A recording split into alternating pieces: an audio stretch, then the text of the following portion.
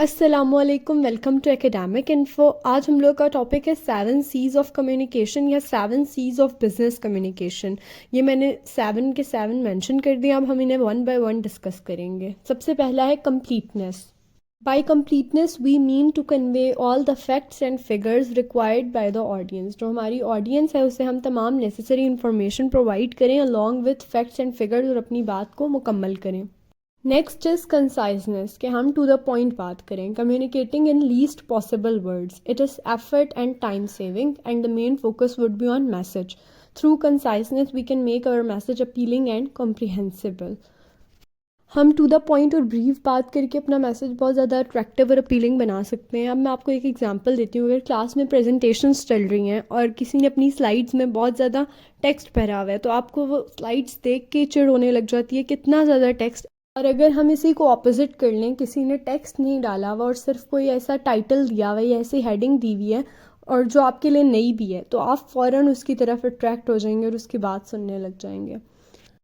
Next point is correctness and it is all about grammar. Whatever you are sharing must not have any grammatical mistakes. चाहे वो oral communication हो या written communication हो, अगर आप grammatically correct बोलेंगे तभी आपको लोग सुनेंगे, और अगर आप grammatically correct लिखेंगे तभी लोग आपको पढ़ेंगे, otherwise नहीं। Next point is consideration. It is all about knowing your audience. आपको अपनी ऑडियंस के बारे में पता होना चाहिए, प्रायर नॉलेज होनी चाहिए कि आपने किससे बात करनी है। And it could be done by applying WH questions. WH question से मुराद मेरी ये है, आपको पता होना चाहिए कि आप बोलने कहाँ जा रहे हैं। क्या आपने ऑडिटोरियम में स्पीच करनी है या आपने एक रूम में स्पीच करनी है। व्हेन, आपका टाइम क्या है, आपने किस वक्त बोलना है।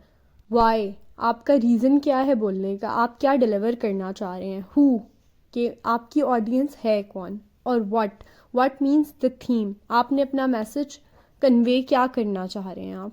Forget about I, me and mine and focus on you and your. जो स्पीकर होता है उसकी रिस्पॉन्सिबिलिटी होती है कि अगर उसने अपनी ऑडियंस को इंगेज रखना है तो उसने बार बार अपनी स्टोरीज़ नहीं सुनानी, अपना जिक्र नहीं करना, ऑडियंस सेंटर्ड स्पीच करनी है, यू और योर को मद्देनज़र रखते हुए।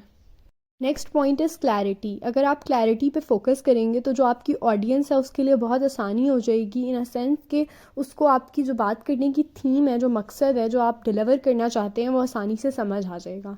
इट एम्फसाइजेज ऑन मैसेज और goal. It makes the understanding of your audience easier.